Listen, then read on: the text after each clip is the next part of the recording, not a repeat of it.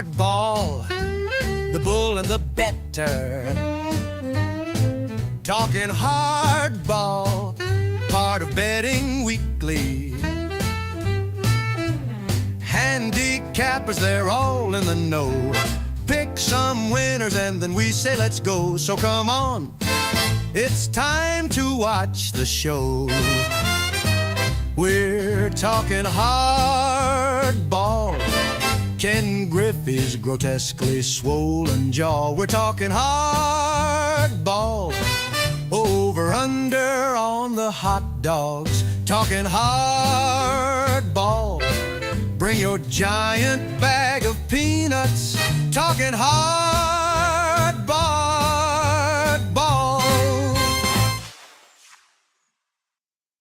Live on a Wednesday afternoon from the Betting Weekly studios, part of the Bet Rivers family, it is time for Betting Weekly Hardball. Along with Doug Kezirian, I'm Adam the Bull. There's a lot to get to today, Doug, including, I know one of your favorite things, in-game betting, because we've got 5 games going on right now, which we'll update the folks on shortly, and a 6th game about to start in 10 minutes. Always fun when there's day baseball. I really look forward to it in the middle of the work week because there are opportunities in all shapes and sizes in the world of sports betting. And like you said, in-game wagering is something I've been doing a long, long time, going back to when I first moved to Vegas in 2005. Obviously, the menus have expanded over the years, and that's a really, I think, a perk or a bonus for bettors. And why do I say that? Because the old adage is, why would the book offer it if they think the advantage is on the players? Well, like anything, the volume is enticement, right? But we still get the opportunity to pick off what we like and what we want. And I think the more things that are offered, the more opportunities there are to be certain angles and vulnerability, whether a certain guy leaves the lineup, obviously major adjustments in what's going on in the game, like a pitcher pulled and things like that. But I do think if you know your stuff and you know either your favorite team or whatnot, and I've always said, listen to the color analyst on these broadcasts. They're a former pitcher, former manager, former catcher. They know their stuff and they pick up on things that the casual people and certainly the algorithms will not. So these are all opportunities. Don't have to force it. Wouldn't want anyone to force anything, but you do have opportunities in this world when there's a bigger menu. And I like live wagering, sort of that aspect of things. 3 for 3, I believe. Correct me if I'm wrong. You went 3 for 3 yesterday. Did you not? I was 2-1. Wait, lost the Rockies. Go ahead. Sorry, the Cubs run line. I was toying with that's right. the first 5. I was toying with the first 3. I just wanted to, and then obviously the Cubs blew it late. So, right. In terms of the versions of the other versions to play it, but sometimes it's a good example, Adam. Yeah. Because we got the first 2, we got the other 2, but obviously for the purpose of a pick and here and there. But if I'm betting, like in this case, Cubs run line, I'll chop it up. Maybe I'll go half of my bet first 5 run line, game run line. I mean, there's sort of variance out there, unless you're just like, hey, I really want to isolate the bullpen and the angle is. But if you're spreading it out just because the team is horrendous, historically bad, like Colorado, I'm okay breaking it up the wager. Now, obviously, you can win one, lose, all that, but it gives you more sort of spreading the bad beat apart. You did hit Minnesota, Tampa Bay first 5 under 4.5, and you did hit Arizona first 5 -0.5 a run at -182. So a couple of good wins there. Yeah, and that's a great example of why you do first 5. Arizona, I mean, it was all about the pitching matchup, right? Yeah. Your Burns, it wasn't just a fade of Pittsburgh, right? It wasn't just like the Cubs bet was. It's not just a fade of the Rockies, right? In this case, you're like, I want to isolate Burns against this Pittsburgh lineup, and I want to isolate the bats against the starter. And the Rockies are a separate situation because their bullpen's so bad and whatever. But in this situation, there's going to be a higher money line when it's the first 5 because Arizona with Burns is so much better than Arizona back end of the bullpen, right? So there's going to be a little bit of a tax, but I've always said it's worth it. And so it turns out that obviously it proved to be pivotal because the Pirates had a late rally with 7 runs in the 8th to actually win the game. But through 5, it was 5-0, 6-0 Arizona, and Burns was fantastic. So that's why I like the run line in the first 5 when it's specific to a starting pitcher. And I mean, again, you're laying a half run versus 1.5, and the pitcher may not be pitching late innings. So I Right. honestly, when it's a situation like Burns was against the Bucks, I really don't understand why you would do Arizona run line and not first 5 run line, because you're laying a half versus 1.5. You may not get the bottom 9 ups in this case, but you get all Burns, and that's what you want when you have a dominant pitcher like that. That's the only way to play those things in my eyes. Yeah, especially when the starter's excellent and the bullpen's terrible. And That's it. it is still shocking that the Pirates scored all those runs because they've been the worst offensive team in baseball, Right. even worse than the Rockies. But it was a prime example of yeah, that made a lot of sense. It was a smart bet by you. Oh, That's what I like doing. Again, yeah, pitching matchups, and we have a couple other where I'm eyeing that as well. yeah, And if it's a fade against a starter, right? That's a first 5 isolation because you're not yeah, expecting that guy to make it through 5 if you're going to be right. fading him. So, I can see Pittsburgh, like you said, they went such a bad offense, 26 straight games, not scoring at least 4 runs. I can see sort of just, leaning into that Arizona offense as much as you lean into Burns. I can see the rationale. I don't think the trade-off is worth it for an extra run and then losing Yeah, first 5 sort of value, when it's a guy like Burns on the bump and maybe not a guy who's surprisingly off to a good start, right? Some of these guys we've talked about, um, with some of the Twins pitchers, things like that. Guys are a little, out of the ordinary, but like the Phillies today with Zach Wheeler, he's a guy I'm certainly isolating first right. 5. All right, I went 1-1 yesterday. I lost the Cubs also. I laid 2.5 runs. So obviously that didn't hit. And I did have the over on the Carlos Rodon strikeouts. He had 10. Now, before we move on from yesterday's action to today's action, including what's going on right now, I want to remind everybody to sign up for the newsletter at bettingweeklystudios.com for weekly betting tips and the entire newsletter, soccer previews, tennis brackets, and breakdowns. It's 32 pages with Bet Rivers odds and links to all of the Bet Rivers podcast. Action going on right now in Major League Baseball. Let's give you the update. Bottom of the 4th in Cleveland. Dodgers lead the Guardians 2-1. Bottom of the 4th in Detroit, 1-0 Giants over the Tigers. Bottom 4 in Tampa. They lead the Twins 1-0. Bottom 3 in Milwaukee. Boston and the Brewers tied at 1. Top 3 in New York. The White Sox lead the Mets 4-0. And the A's and the Astros are about to get underway. Anything from the games currently in action that caught your eye there, Doug? Well, I think you start in New York, right? Mets have been obviously a really good, solid team this year. Things are coming to fruition. 13 games above 500 with Steve Cohen and all that good stuff. But then it's like, oh, the White Sox are up 4-0, but our guy Shane Smith is pitching. He's had no run support, but the White Sox did get to Canning, and I know guys who would bet the Mets like kind of blindly in this situation just Yeah. because you get such enticing odds on the live line, right? Like just checking things, they're plus 330. But I think you have to look at the White Sox differently when a guy like Shane Smith's on the bump. And if the offense has 4 runs, like I kind of think he's going to be fine. So you have a big underdog that's now a big favorite, and that should give you pause. It's like you still got the bullpen to deal with it. So I wouldn't lay the juice. But this was a team that was plus 210 and is now minus 530 or minus 3.5 Yeah. on the run line because they have a runner on second, nobody out. So I would just be very careful betting into them or even plus 3.5 because you're not going to get the Mets good relievers, right? They're down 4-0. And if the White Sox are getting to Canning, they may get to the next guy. And I don't think Smith's going to budge. I think he's a good enough pitcher. Now, is he, vintage Kershaw or DeGrom? No, but he's been really solid. Run support's been the bugaboo for him. His ERA is in the twos. So I would look at the White Sox if you can get a cheap price like minus 2.5 or 1.5, because I don't think Smith's going to give up anything. But I see nothing right now on that game. So that definitely caught my eye. Big dog, now big favorite. Baseball's baseball. Got to be careful. But the only reason they were the big favorite, they being the Mets, is because of Chicago's lineup, not because of Shane Smith. So if he's rolling and he's throwing good stuff, I think the White Sox should be okay. Because again, I mentioned the Mets not Yeah. going to have their best relievers in the middle innings once Canning gets pulled. This Shane Smith guy, for those who don't know, this is an amazing story. This guy was a Rule 5 draft pick, picked up by the White Sox. For those who don't know what that means, it's not really important in terms of gambling, but I'll give you some background real quick anyway. Like the Rule 5 draft happens every year in December during the winter meetings. If a player has been in the league a certain amount of time in the minor leagues, at some point he's got to be protected on the 40-man roster.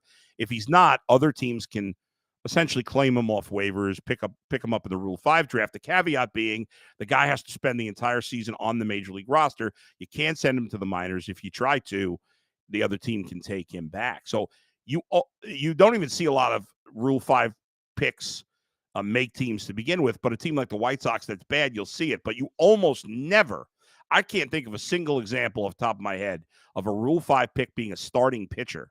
It's usually the last guy in the pen or the last guy on the bench, but not a starting pitcher. And not only has this guy stayed on the roster to this point, as you mentioned, he's got a low 2 ERA. I mean, the guy had only pitched 6 innings above Double-A, and he's only pitched 95 innings above A-ball before this year.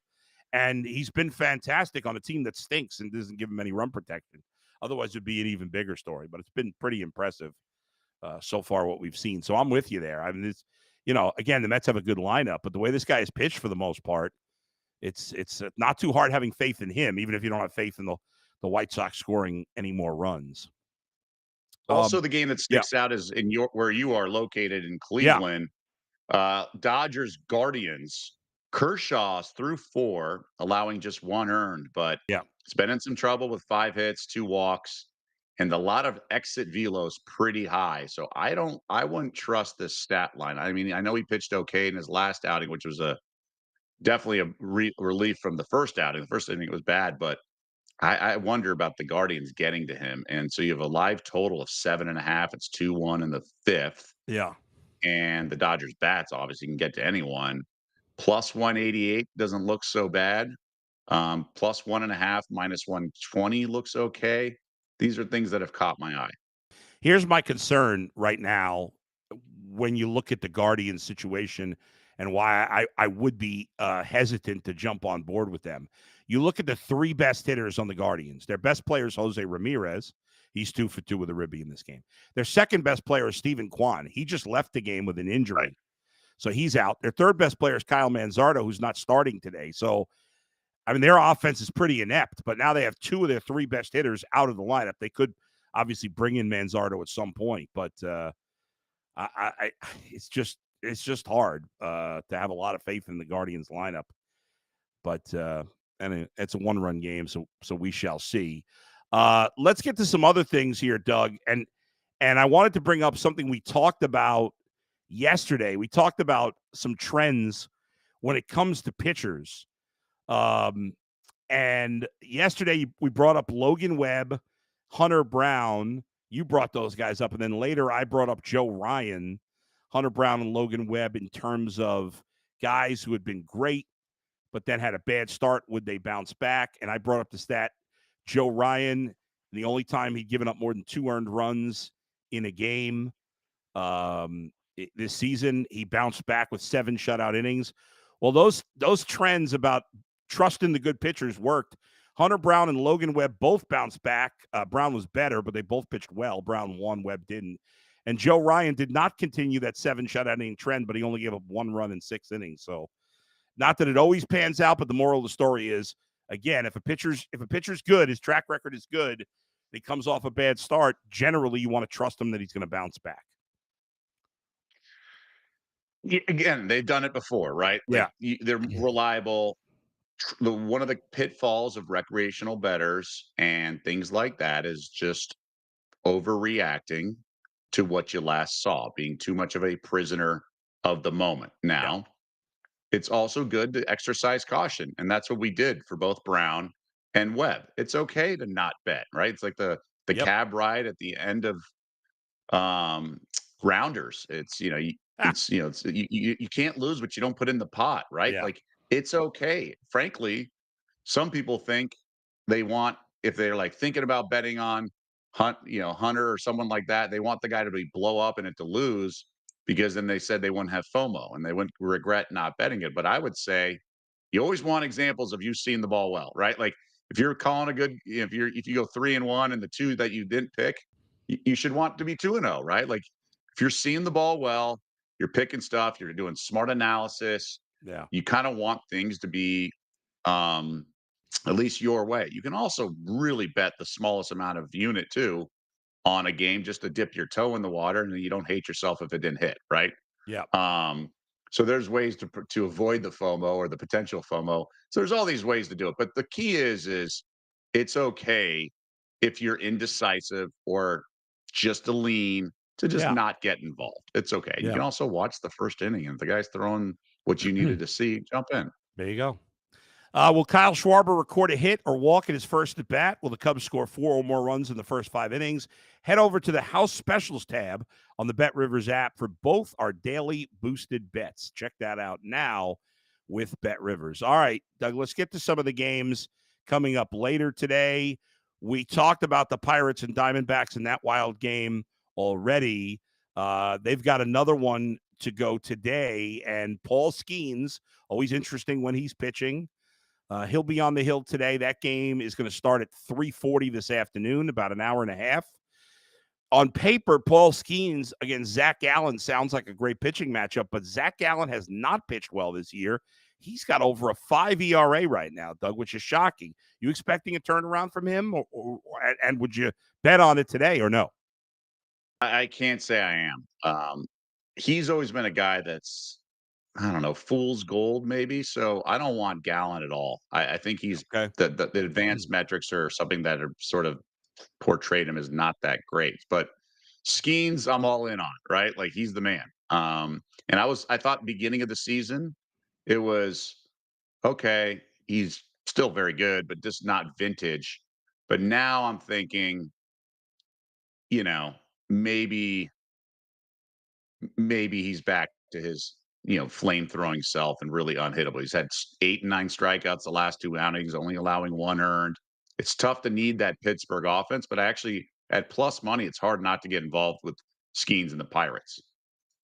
Yeah, absolutely. Especially we just talked about how bad the Diamondback bullpen has been and how bad Gallen has been. And, the Pirates, for as bad as their offense has been, has gotten a little hot here. So, yeah, if you're going to make a bet on this game, it makes a lot of sense to go with the Pirates. I don't say that very often, but Right. in this I case, I mean, would. and then maybe first 5, like we were talking about. Why would you want the Pirates bullpen? I don't care what Right. happened last night. That was a fluke. I'd get involved, you know, why not get Absolutely. involved in just first 5 isolation? That's right. Braves and Phillies. You mentioned Zach Wheeler earlier in the show. He'll be on the hill tonight, 6-1 with a 2.42 ERA. AJ Smith-Shawver's done a nice job for Atlanta too. He doesn't get a lot of hype, but he has a 3.67 ERA. Although he has allowed a lot of base runners, so there's been some level of luck. It's a 6:45 Eastern start in Philly. The Phillies have been great at home. Braves overall playing much better since their terrible start to the season. But the Phillies have the best record I believe, in all of baseball now.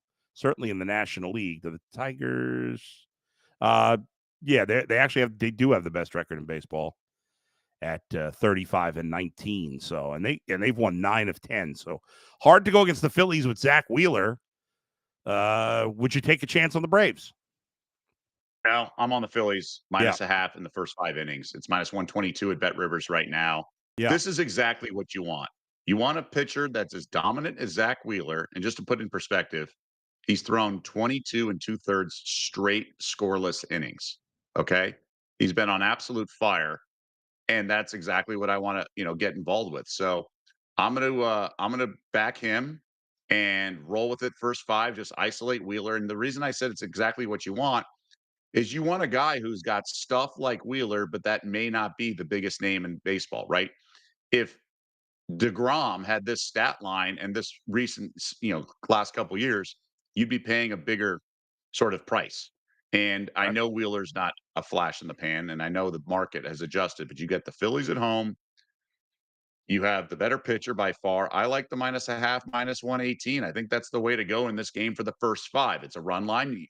First time through the lineup, you kind of need a run. If not, then you're really sort of pressing your luck. But I have confidence in Wheeler. You can always do sort of a team total Braves under as well if you don't want to rely on the Phillies offense.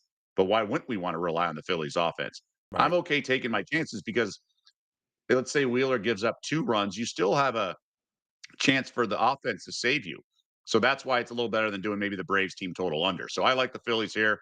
My first official play, run line on the first 5 minus 118. Worked as you mentioned on with the Diamondbacks yesterday, and seems like a smart play again today with the Phillies in the first 5.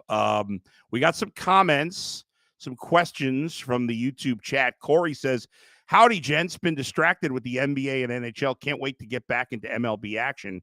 Houston looking tempting at minus 135." But are we ready to trust Lance McCullers? I'm certainly not ready to trust Lance McCullers. What say you, Doug? So he had that horrendous performance, Mm-hmm. and his family got death threats, which is obviously ridiculous that people do Insane. that. But Yeah. that is the world we live in. Hopefully, it's few and far between, but that's Yep. only so much you can hope for. So, no, McCullers is not a guy I'm ready to run to the. And this game just underway, by the way, Yep. scoreless first. But I'm coming around on him because he's settled down since that outing. Now he's only going 4 and change. He's getting his pitch count up there. Not the best stuff. Had 3 walks in the last game, but he's a guy I would at least entertain the notion of backing. Um, he's facing Texas and Seattle now. This Oakland offense much better in my eyes, or at least the feast or famine part of it, the feast part. But I'm not quite ready for that kind of juice. Like Corey mentioned, are we ready? I like how you, but the juice is up there. It's 140 ish coming into the game, and then the live line as I scroll down here for Houston's 143. I just don't know if I trust the offense to deliver because I think the Athletics can get something going. And good first inning for McCullers, who had 2 strikeouts, did give up a hit. It's scoreless in the top of the second, as you see there. McCullers missed so much time. I mean, he's been out for 2 years. I'd be very hesitant to bet on any pitcher that has missed that much time until they kind of get into the rhythm of the season. As you said, he hasn't gone deep into games. He did have a very efficient first inning, especially considering he had 2 strikeouts and gave up a hit. But with the Astros' inconsistency offensively, although they did have a good game yesterday, and him just having such a long layoff, I'm going to wait a while before I trust McCullers. I think eventually he'll get back there, as you were alluding to, but not quite ready to go Well, down you that got to road be yet. price sensitive, right? You're not Yeah. going to make a lot of money just laying juice all the time. Now, Yeah. 143 is on the low side, but it's still 143, right? And if for it to be perceived as value, you have to be thinking it's like a 57% chance or better, just in your head. Like, do the Astros have a 57% chance or better to win this game? But in terms of price sensitivity, would you rather lay the 143 for just the Astros to win the game with McCullers, Mm-hmm. or would you rather lay the run line in 5 innings with Zach Wheeler and the Phillies against the Braves, of course? Yeah, it's a So no-brainer to that's me. Yeah. and it's 20 cents better. It's 20 cents better. So Yeah. that's where I think you just have to weigh stuff. And that's part of this process, right? Sometimes the math of things can be skewed. And maybe the Astros right now should be 133 or something like that. And you just think it's not ready to pull the trigger. So this is the stuff, especially with baseball, this stuff can get away from you. Like yesterday, I went 2-1, eked out a small profit because I was laying a big number and the run line on the Cubs because the Rockies are so bad. So you got to be careful pulling the trigger. And we've talked with other analysts the last couple of weeks about fading this Rockies team. And that's why the price just gets out of whack for a lot of people. Because if you lose a game like that, you got to win 2 just to break even and get that money back. And again, it's another reminder: you don't have to bet on every game. Just stick with the smart picks that Doug gives you, and you're going to win more often than not. And you want to, do some of your own analysis, of course, but don't. Sometimes people feel pressure, like I got to bet on a lot of games. We talked about that a little bit yesterday, and that's when you get yourself into trouble. You should bet on what you really believe in, not what you think you believe in. Nowadays, you literally can get involved at any point of the game. You can Yeah. play the next half inning, no runs or no hits. You can play the next inning, we see a run combined between both teams. There's so many opportunities to get involved. And frankly, we talked about the Astros. It wasn't just McCullers, but you got Severino on the bump for the Athletics. And he's a guy that's kind of feast or famine as well. Yeah. I mean, this was a guy who was minus 250 about 8 years ago or so on the money lines. And if he can channel some of that, or you never know that what these pitches are going, they can have just nasty stuff. So um, you sometimes, especially with pitchers that you're on the fence about, I kind of Yeah. like to see their stuff. Let me get a couple more comments from the chat. Byron Great. says, "Afternoon, Adam and Doug. Back to tip my cap to Tanner Bybee. We talked about that yesterday. He didn't like the Tanner Bybee strikeouts, but remember he liked the under on that. But he did go over most Ks of the season. Like I said yesterday, he had to attack the top of the lineup, which he did. 5 Ks for the top 4 in the lineup. So yeah, he was under on the Bybee strikeouts, but it did go over, even though he didn't pitch a particularly good game. He gave up, I think, 4 runs, but from betting purposes, it didn't matter. Because he liked the under on the strikeouts and it didn't hit. One other comment here. Corey, back to Corey. He says, I got to take St. Louis at even money. I don't care that Michaelis is pitching. The Cardinals lineup bangs. He says he thinks he'll take the over 8.5 too. He also likes the Cubs Rockies over 7.5. Thinks it looks tasty. Not willing to take a side in that game. What do you think about those thoughts from Corey there, Doug? Yeah, I mean, I should have gone back to the well. I faded the Orioles on Monday, burned Yeah. me, but it was 113. And so I want no part of the Orioles. I really do. I really don't. They're not good. I think they're going to have a disaster season. I think it's going to be like the Blue Jays of last year, although the O's, I think this year had more expectations. But nonetheless, I think it's a long road ahead. Manager being fired, I really don't care. I just think it's one of those seasons and I don't really see a lot of, relief in sight with them. Now, I will say, what they came back and tied the game, right? They came back and so it was 3-0. Then it was Yeah. 3-0 St. Louis. Yeah. And then Baltimore took the lead 4-3, and then St. Louis bounced back. So Right. I would say they showed a little fight, but this is a team I just don't want to get involved. So I would agree. I would agree with our loyal listener, not viewer. The Cubs and Rockies, he also likes the over in that one.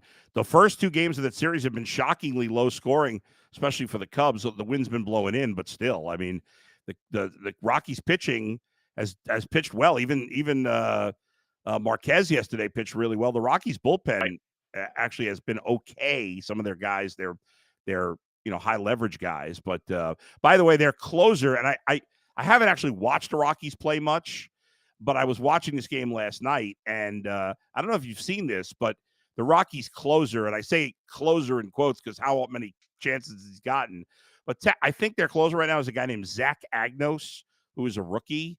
And I don't know if you've seen him, probably not, because who the hell's actually watching the Rockies play? But if you have, he has a Raleigh Fingers mustache going on. You remember with the curls? Oh, yeah. Yeah. I was like, whoa, what is him. happening here? But yeah, check that out. Zach Agnos of the Rockies. Obviously, the Cubs are a massive favorite today. He said he liked them at over 7.5. We have it at 8 right now. Again, the first 2 games of the series have been very low scoring. It's a night game today. Rookie Tanner Gordon, Matthew Boyd, who's been mostly excellent, but his last start he got kind of blown up a little bit. What are you thinking in this game?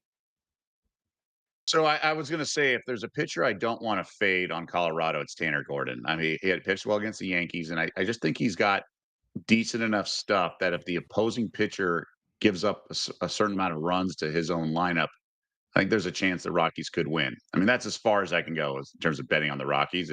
I won't bet against them today. I do think you should not be swayed by last night's or yesterday's results. Yeah. It's a very important thing. Don't let it skew you. Don't think that all of a sudden the Rockies are a formidable team. They're still 9-46. 9-46. But the prices have caught up. They're now ridiculous, the money line to fade them. So I would just be careful when it's a guy like Tanner Gordon and you have a money line of 345. And we talked about it yesterday. It's worth repeating. If you're doing a parlay, it's not just an automatic leg. Right. Look at the payout of that parlay with and without a money line like minus 345. It's not really a huge boost if you don't think it's just sort of a laugher and a one-sided game. I mean, this is like minus 345. I wish I had it in front of me, but you're looking at like a 2-touchdown or 9.5 point favorite in the NFL or something like that. Right. Or in basketball, someone like 7 point favorite, something like that. Or, the Thunder tonight, I believe. So, I mean, I guess it's probably, you know, let's check it out. I am scrolling. I'm on the Bet Rivers site, but the app Yeah. is usually, but yeah, it's minus 335 right now for the Thunder. So you're looking at an Yeah. 8.5 point home favorite. So do you think the Cubs facing Tanner Gordon have a better chance to just win the game, or the Oklahoma City Thunder? And that should give you sort of Right. a gut check. I would say the Thunder. I wouldn't be shocked if the T Wolves hang around and it's close, and we'll talk about that top of the hour. Perfect promo. But in general, I'd be a little careful about the Cubs. I wouldn't look at Rockies plus 1.5 even, but I think the Tanner Gordon variance is, certainly has more potential for a good performance on the bump. And just the randomness of baseball would make me lean towards Oklahoma City. Certainly. Right. And speaking of Oklahoma City, Betting Weekly Fast Break is on immediately. Well, not immediately following, but shortly after Betting Weekly Hardball ends. That show will tip off in about 30 minutes. What's going on there, Doug? Right, you mentioned it. It's playoff time, right? So we're Yeah. going to talk about tonight. Obviously, Ant Edwards and Julius Randle coming off horrible performances. What do we think of their bounce back opportunities? So we'll take a look at the props for that game. And then Knicks are 5-point home underdog, home favorites. We'll try that again. Easy for me to say. So we'll look at that. So Albert Nguyen, who's been on this show, done great. Right. He's already won his Pacers futures in a lot of ways. So we'll look at he'll join us, and we'll take a look at both series, but also the props. I think there's some interesting angles on props, such as Chet Holmgren going under his rebounds prop in every single game this series after going over in 6 of the 7 games in the previous series. So it's a matchup thing. We'll discuss sort of the thought process of that.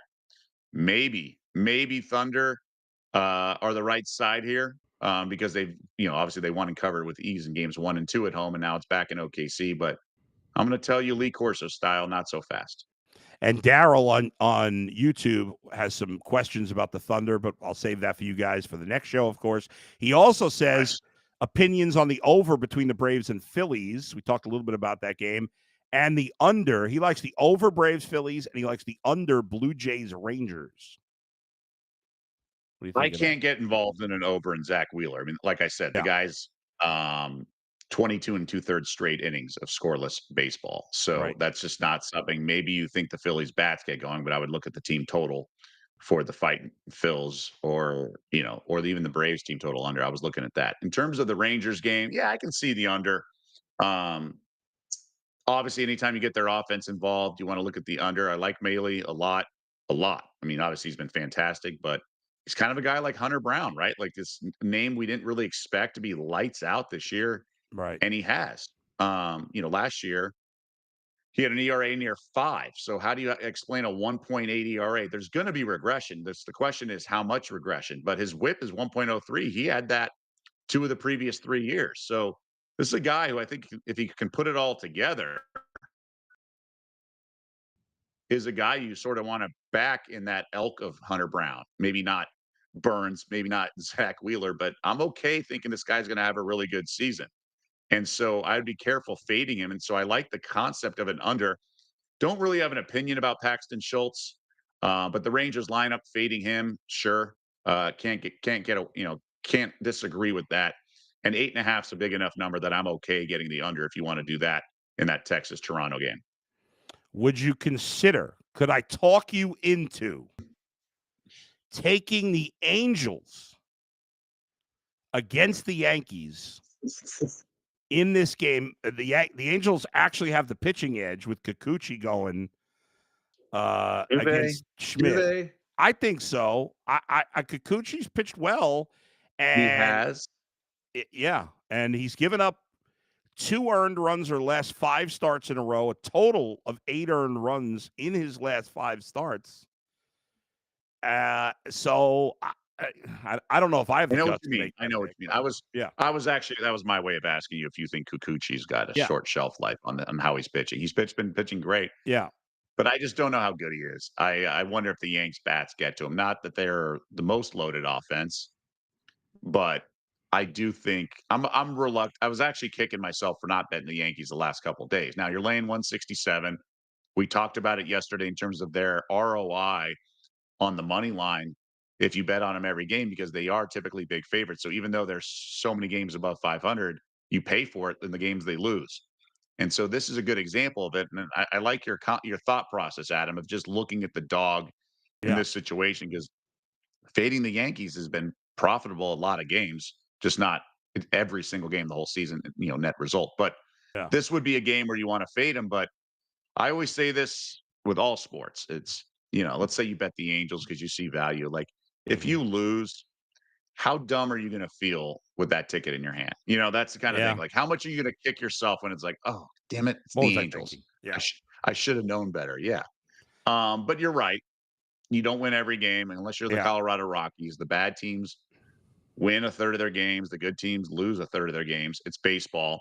So I looked hard at the Halos, but I just couldn't get myself there at all.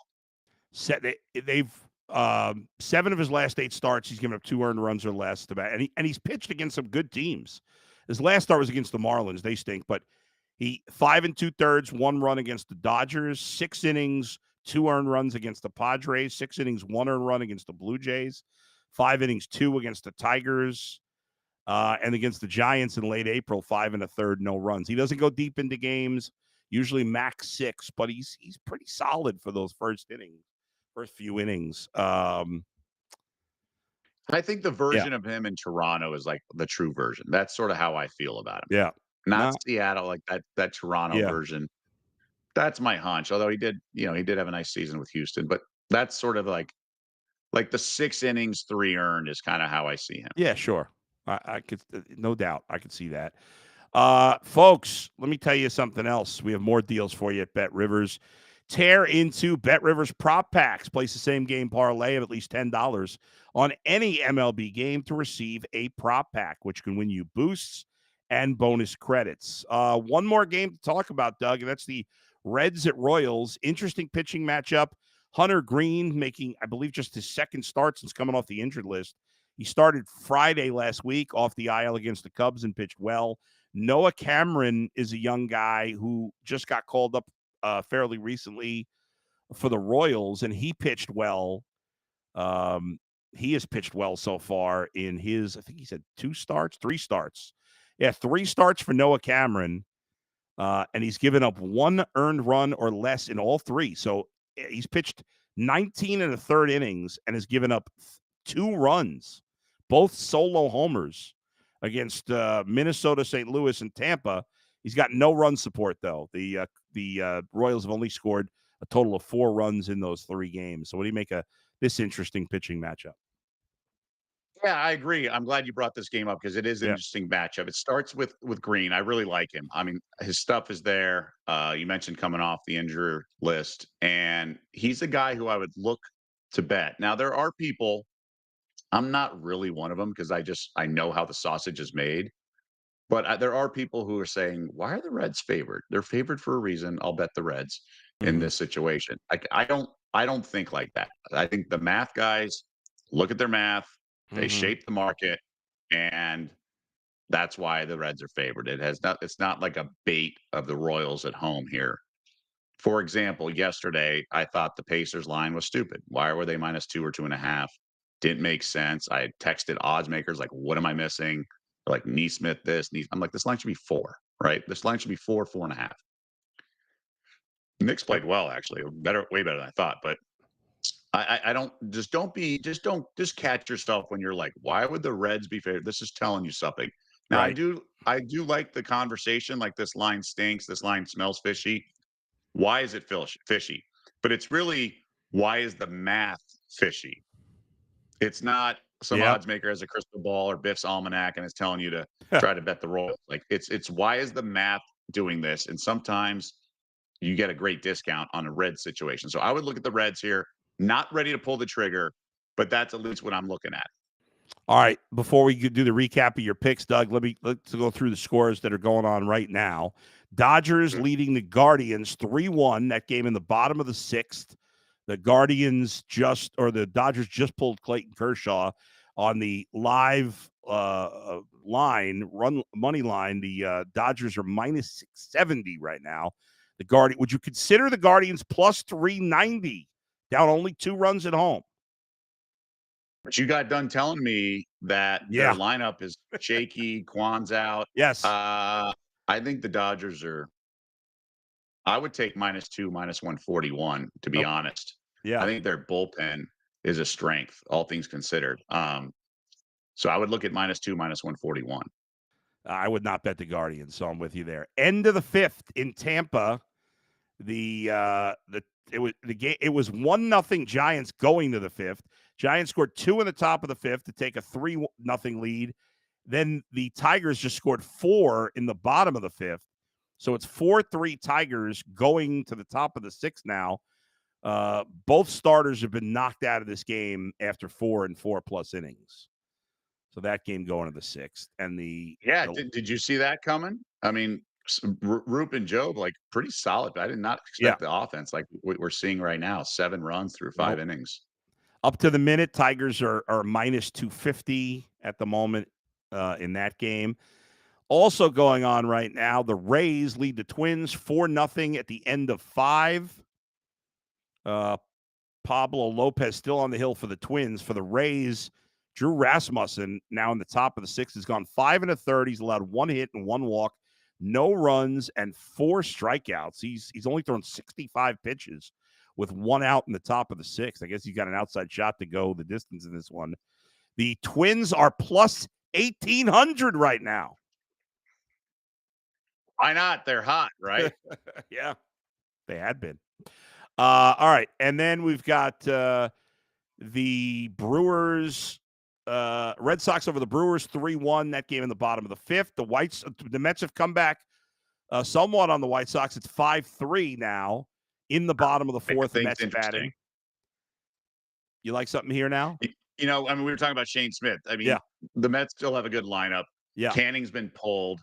This is going to be an interesting game, an interesting sweat, because you have a bad team with the lead and plenty of baseball left. It's bottom 4. Yeah. So I think it's a very compelling game.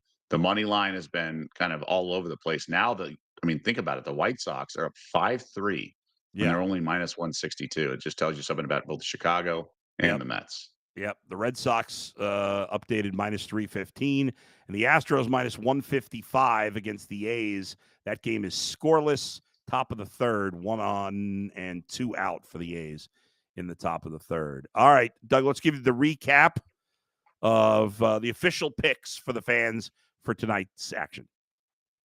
Yeah, the one that I'm definitely invested in is Phillies run line first 5. So -0.5, 3-way line if you prefer, kind of like soccer. Phillies against the Braves -118. That's the only thing I have. You know, we were looking at some live wagering and stuff like that.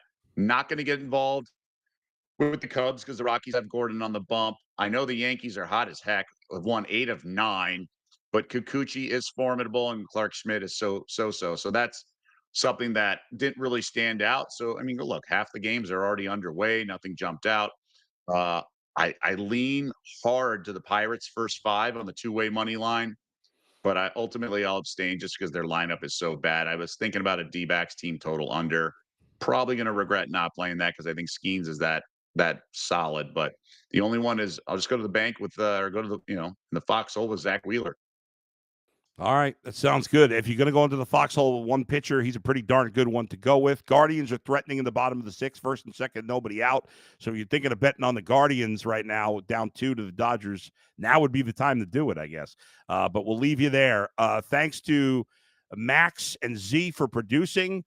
Thanks to all of you for watching and listening. Betting Weekly Fast Break is coming your way in about 17 minutes. For Doug Kezirian, I'm Adam the Bull. We'll talk to you next time on Betting Weekly Hardball.